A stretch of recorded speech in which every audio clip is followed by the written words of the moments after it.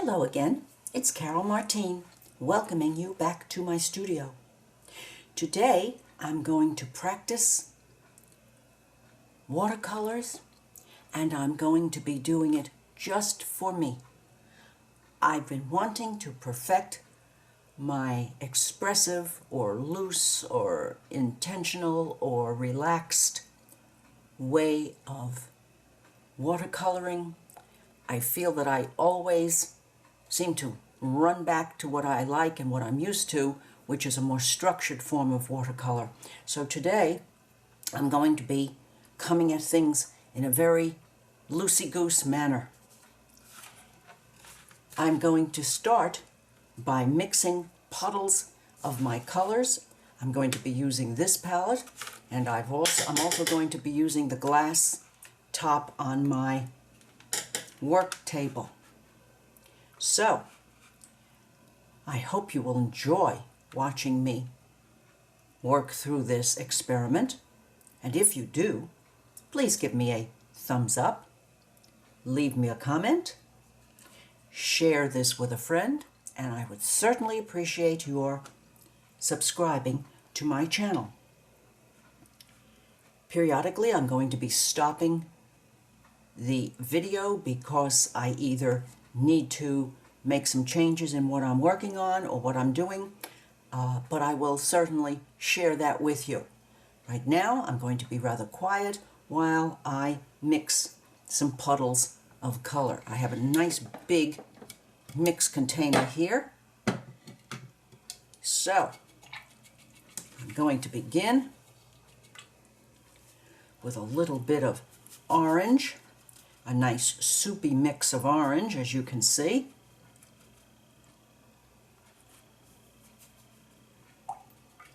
And then I'm going to make a nice mix of opera, which is a strong and luscious pink.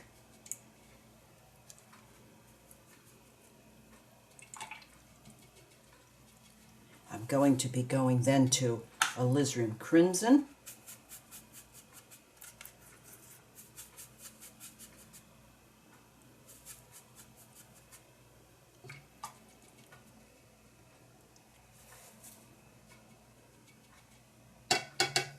And a touch of cadmium red. I'll put that right over here because it's a rather strong and a little bit less transparent red. Then I'm going to move to my very favorite quinacridone gold. I don't seem to be able to function unless I have that mixed on my palette.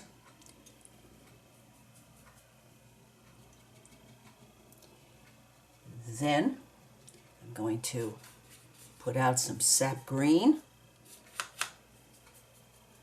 It's a nice juicy mix. Then I'm going to go down to my undersea green, which is a color that I absolutely love.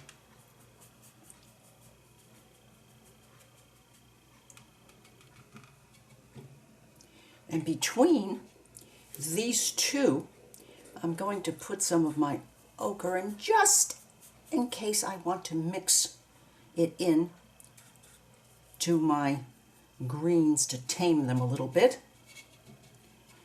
Then I'm going to have some cerulean down here, a nice wet blotch.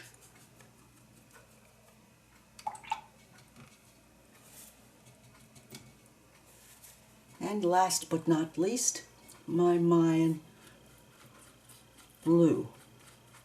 Wonderful, wonderful color that, oh, look at that. Isn't that just beautiful?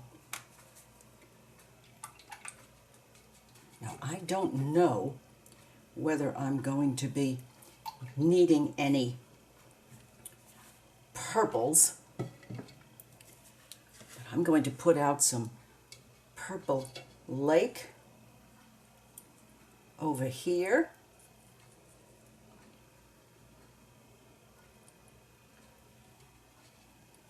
and mauve right underneath it. Alrighty. Well, don't those colors look like great fun? Now I'm going to show you my pot of water, and as you can see the color. Now a lot of people would work with this, but I'm not too happy with it, so I'm going to stop now and go and get fresh water, and then we would begin to play with some expressive roses. All right, now I have a tub of nice fresh water, some juicy paint, and my watercolor paper. I'm not going to be putting it down flat because there are times when I might want the water to move a little bit, so attaching a piece of paper to a clipboard, I hope, will work for me. It's another experiment. Of course, I have my Viva at hand, in fact in my hand. I don't seem to be able to be comfortable doing watercolor without it. I'm now going to be putting in the center of a rose with a low cornel, 1/2 inch angular. And I'm going to be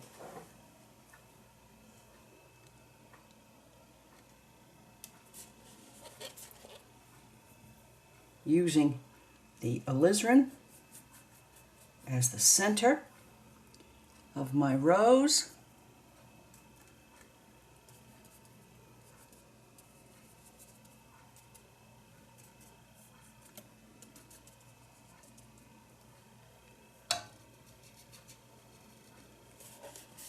And then I'm going to be lightening up my color a little bit and laying on some of the outer petals. Now I'm thinking that I'm going to go now to my Princeton number 12, because I seem to be able to work a round brush a little bit better. Now, I'm thinking that maybe I'm going to be putting just a drop of my cadmium orange in certain areas.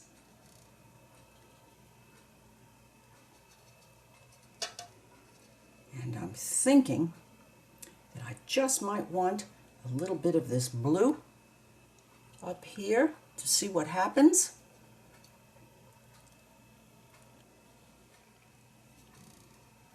Now I've lost the depth of the center, so I'm going to invite these colors to swim out a little bit by adding some water in certain areas. Then I'm going to go back to my alizarin for the center.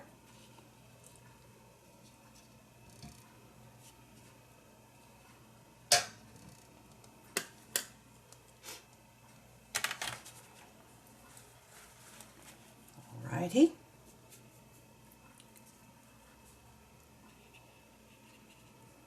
Ah, yes. Heavy pigment laid into a wet center and then letting it move. You'll notice the amount of water there.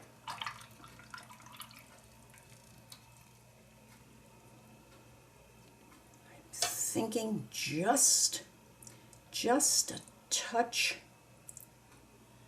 of my quin over on this side, not too much.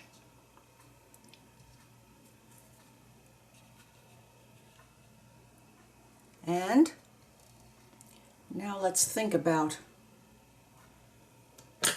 going to a new brush that I have never used before. It's a Princeton Stroke 1/2 inch and holds quite a lot of water. So now I'm going to mix up some greens. I'm going to be using some of that ochre in there. And let's see what we can do now.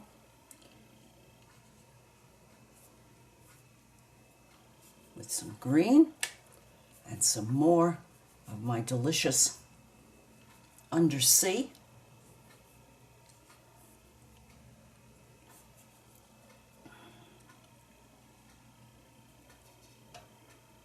A little more up here, and maybe here.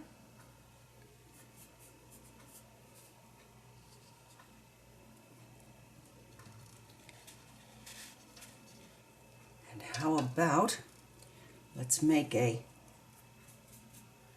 put a bud over here.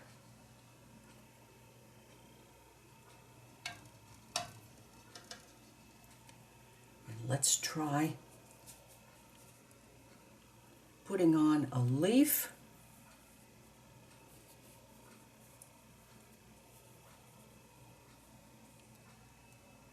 And we'll add some of this Mayan blue to that leaf just to darken it up a little bit. A little bit more of it over here and here. And some more of that ochre mixed with the sap, just to strengthen that green.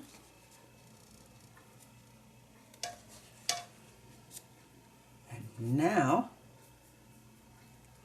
let's have just a few strokes to add some warmth. Look at the lovely coloration. Drop a little sap in there too to let that play.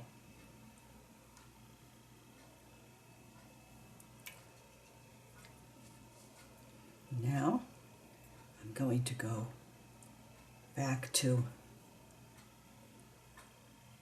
my rose and play up some of the alizarin.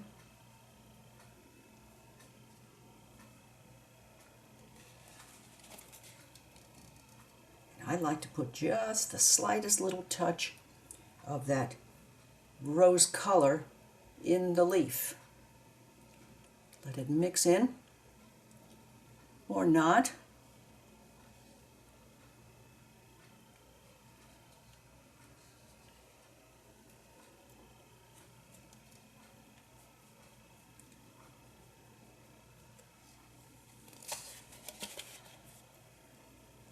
I want to have a little more dark here to let it swim. Look at that water moving. Yes, I'm happy with that. Let me have a little bit more up here. And down there.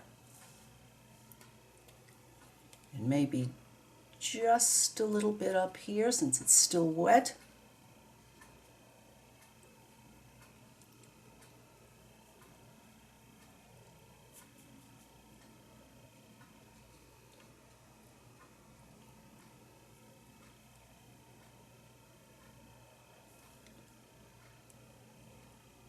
Alrighty.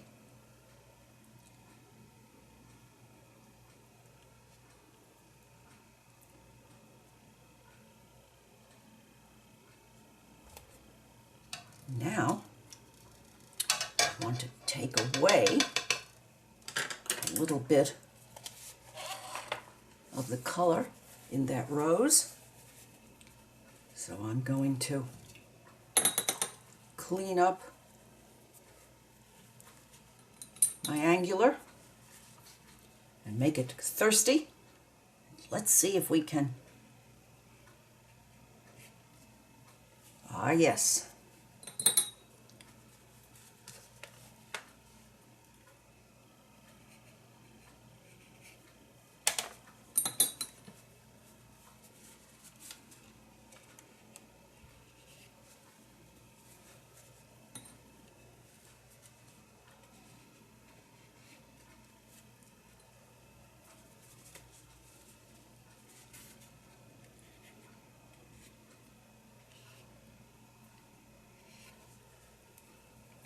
Isn't it incredible, the depth that you can add by taking away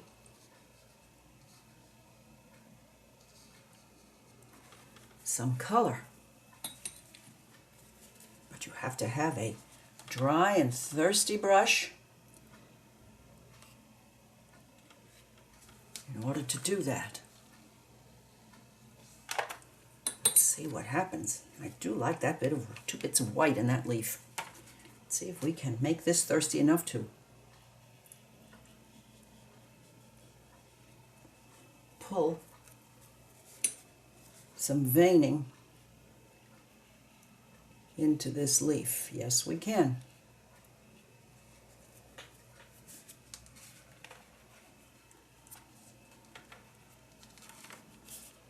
Now, I'm going to go back to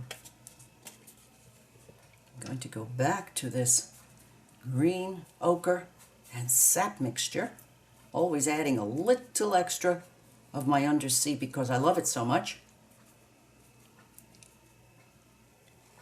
And let's see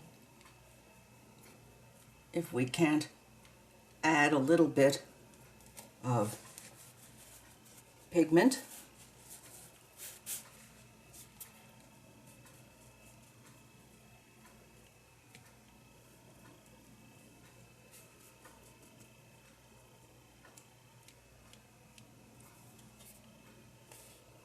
Alrighty, I believe I'm happy with this, and I'm going to call that a finished rose. Let's practice another one. I'm going to change this sheet. I will be right back. All right, I have freshened up my greens and my Mayan blue, and let's go again.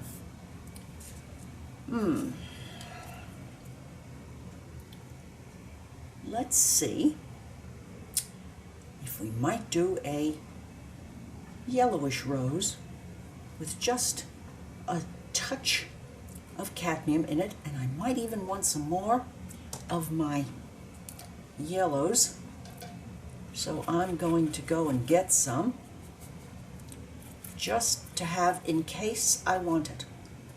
This is a nice yellowy green, cadmium medium. Okay.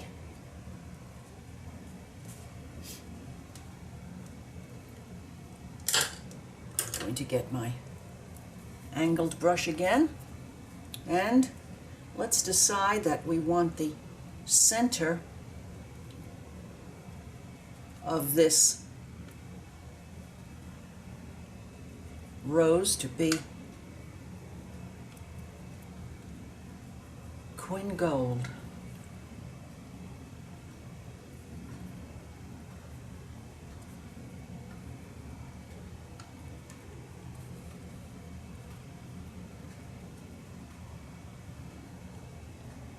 Right, let's pull out some, soften some of those lines. And go back to my round, and let's put in a little bit of ochre on one side. Let's have a little bit of orange over on this side.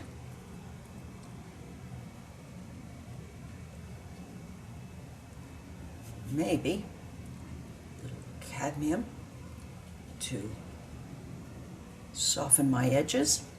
Let's see if we can make them move a little bit.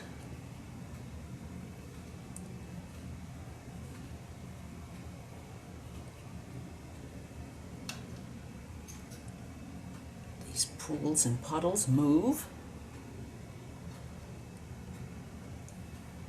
Well, this one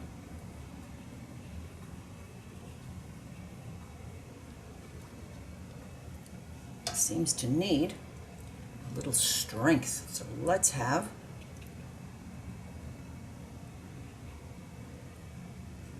tip in some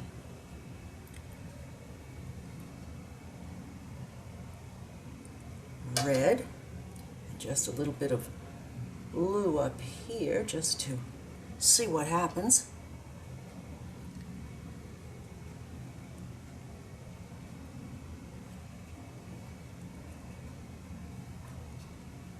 I'm not too happy with this burst here, so I'm going to put some yellow in there just to shout yellow.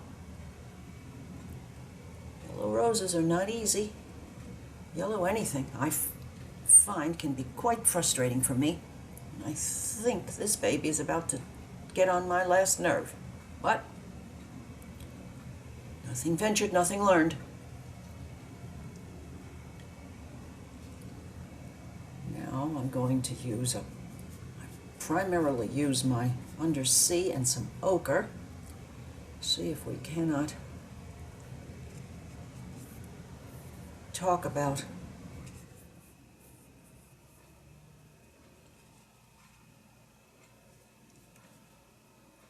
strengthening this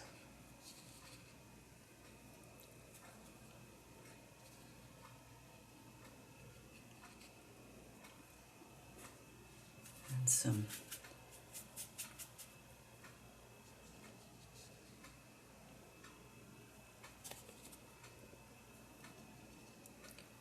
I like the way that is behaving or not behaving,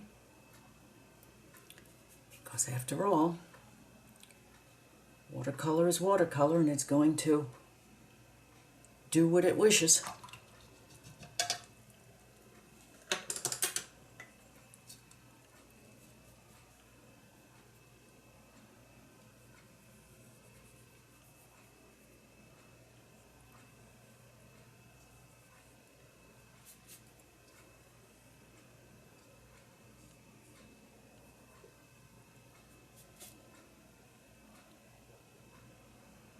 Kind of keep this on the straight and narrow.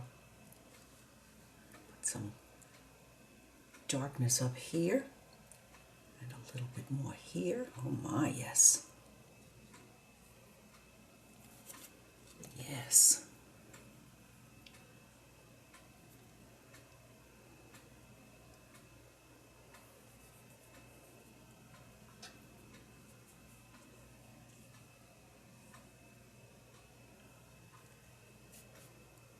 And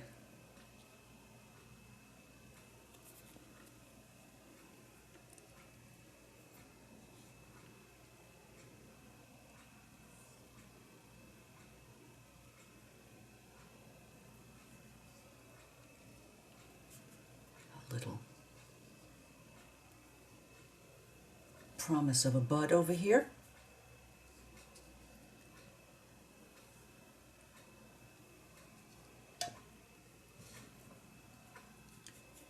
I'm going to add a little bit of this to my ochre to see if I can't drop some stronger color right here in the center. There we go. Let this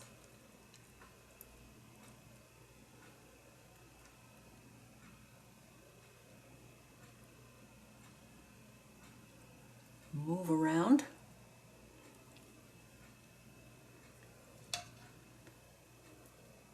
Maybe this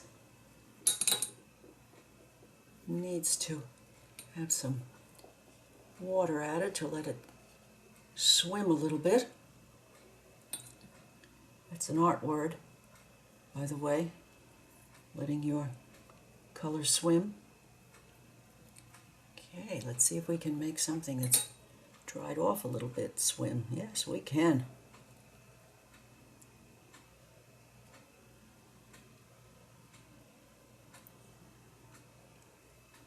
Ah, yes. Now, I'm liking the darkness here, so I'm going to put some darkness. I'm going to add a little bit of darkness here.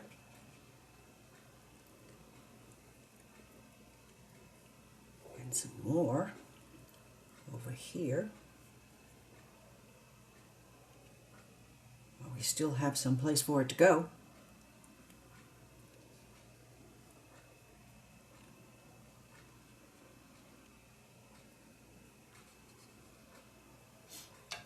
And a little bit of my yellow in the leaves because I do like to have just a touch of the color of the flower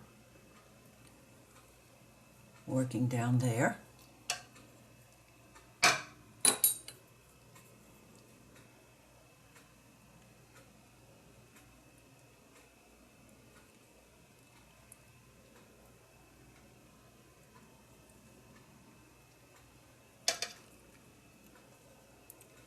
Just a little bit more dark here.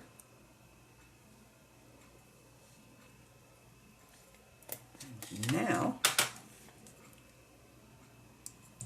I almost did a terrible thing. I almost put mine on top of this.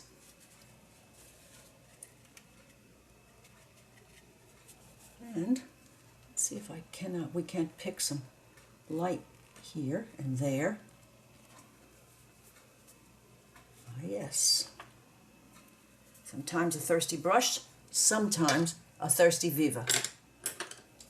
Let's go again with a thirsty brush. Let's see if we can't. Ah, yes. Clean and dry out.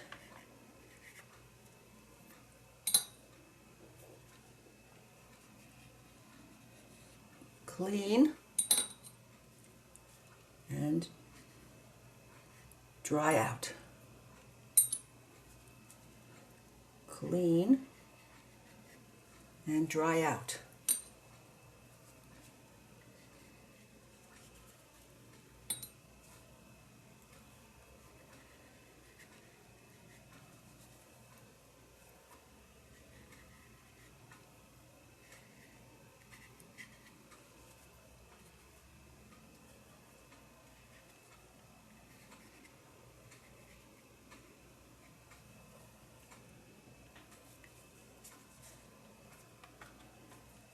Well, this one did not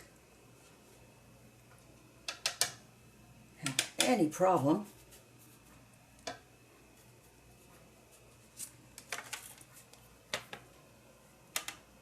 with the thirsty brush, and it did, if you'll notice, add a little bit of a statement to the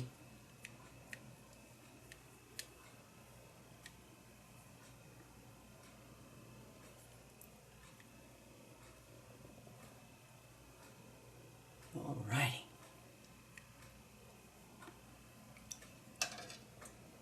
I believe we're going to call that our expressive yellow rose.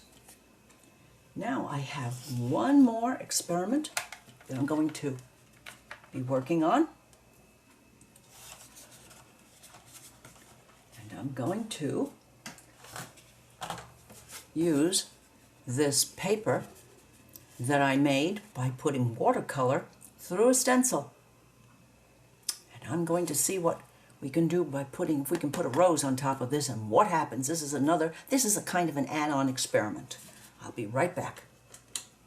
All right, here we have our grand experiment of the sit down that I'm having with this piece of paper. And you know, I'm frightened, but I'm going to do this. I'm sure that we're going to have some movement from the colors underneath. I'm going to kind of stay away from the cadmiums. I'm going to put the basis of the rose up in here. And since we have yellow and blue, I'm going to go for broke and use my purples. So, for the center, I'm going to be using some phthalo purple that I have added to the palette on the table. Let's see.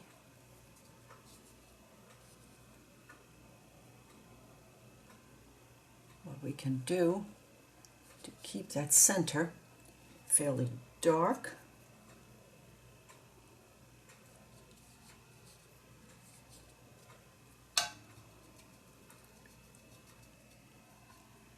Then I'm going to come at this with some of my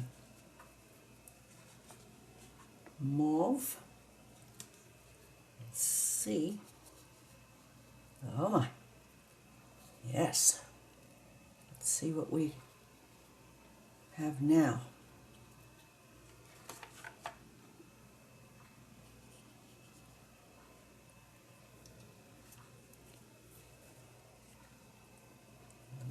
Let me go to my round brush for Purple Lake.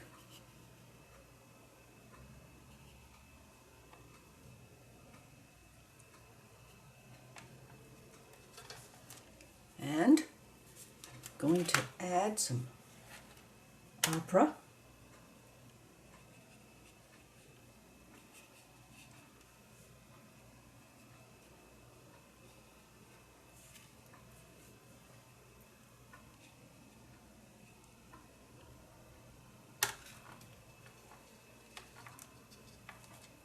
And I think just a little Mayan to the middle. Maybe just drop some in here. And let's see what happens, because after all we do have this blue background.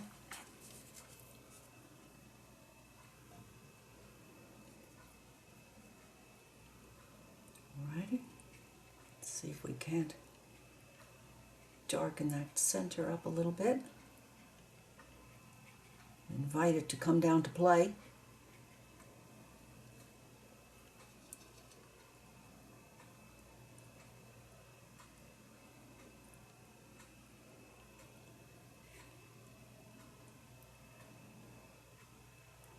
Well, this is another time that it's not making me too happy, but we'll see what we can do.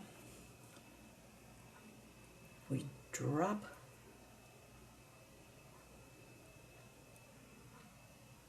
just a bit of ochre in there and let it move.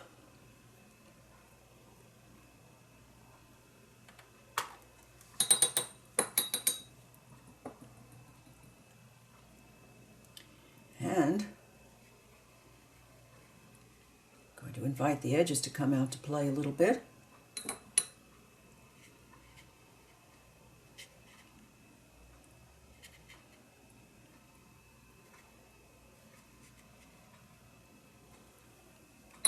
Alrighty. Let's go back for our stem. I think we'll come up here for this. And of course add some mixture of undersea and Mayan to give a little darkness.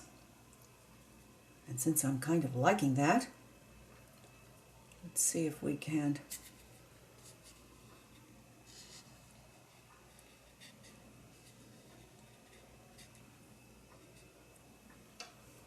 add just a hint of a bud overlaying a leaf. And now I've got that mixed, and some Mayan. I'm going to add some Mayan over here because of that blue on the page. Let's try.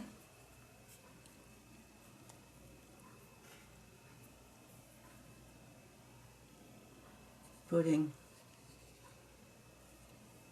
a leaf here.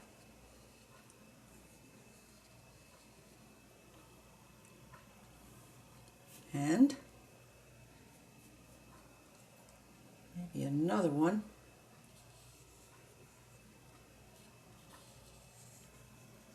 down here.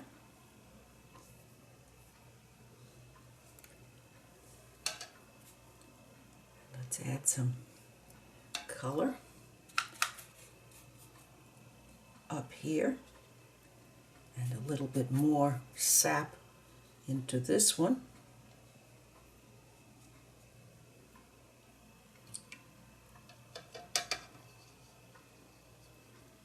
And a little bit up here. See, it thought I was ignoring it.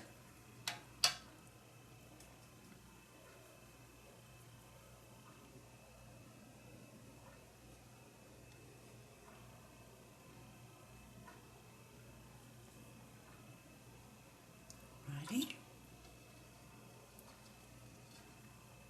Now, I'm going to go back to the purple to add just a little bit here and here.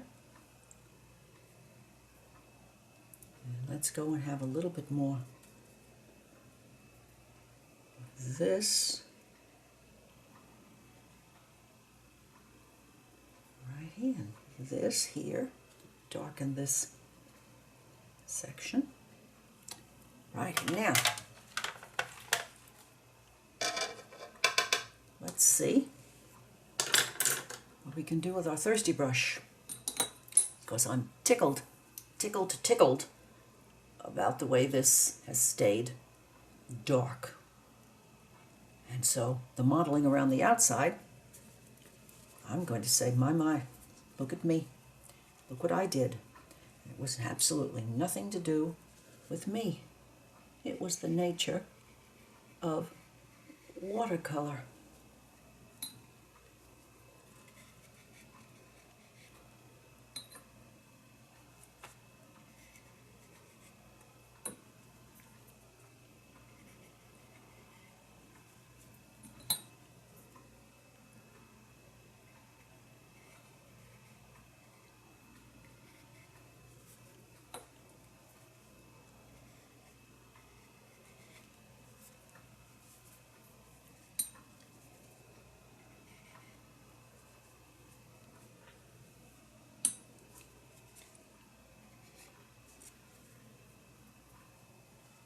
Sometimes a straight line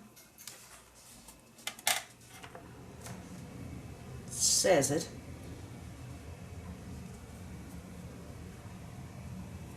With all of those soft rounded lines, straight line makes the contrast.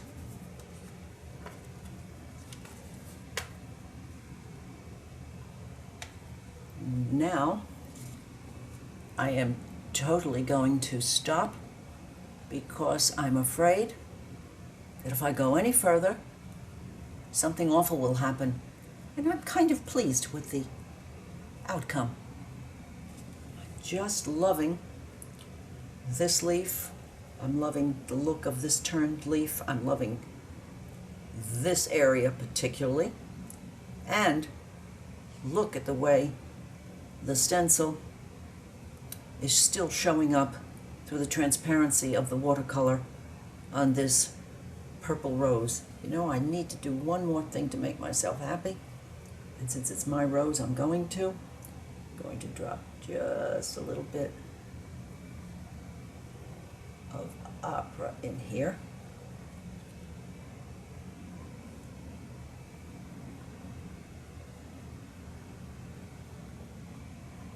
There we go. Now I'm a happy girl. Well, I'm going to banish these things and I'm going to lay out our 3 experiments. I'll be right back. Here they are, my 3 experiments. Let's see what I've learned. I like that bud very much. I love the gradation in color in this leaf. Quite happy with the center of this rose, and the thirsty brush removal of pigment has certainly added to the shape of this rose. This one could have been horrendous, but somehow I've learned more from this than from any of these. I've learned that letting watercolor pigment do its own thing has given me all of those shades on this yellow rose. The Thirsty brush is not as vigorous on this as it was over here, and yet it does work. Letting the edge of the flower out to play added something to this rose that I'm going to be doing more of. I love this area. I'm not unhappy with the leaves. So, here is our watercolor stenciled paper and our shades of purple and opera rose. And I couldn't be more pleased with the way the phthalo violet maintained its depth of color in the center. The thirsty brush application faded here a little bit, not quite as badly as it did there. The downturned leaves were a success, and so I would very much appreciate any comments that you might have, particularly on this one.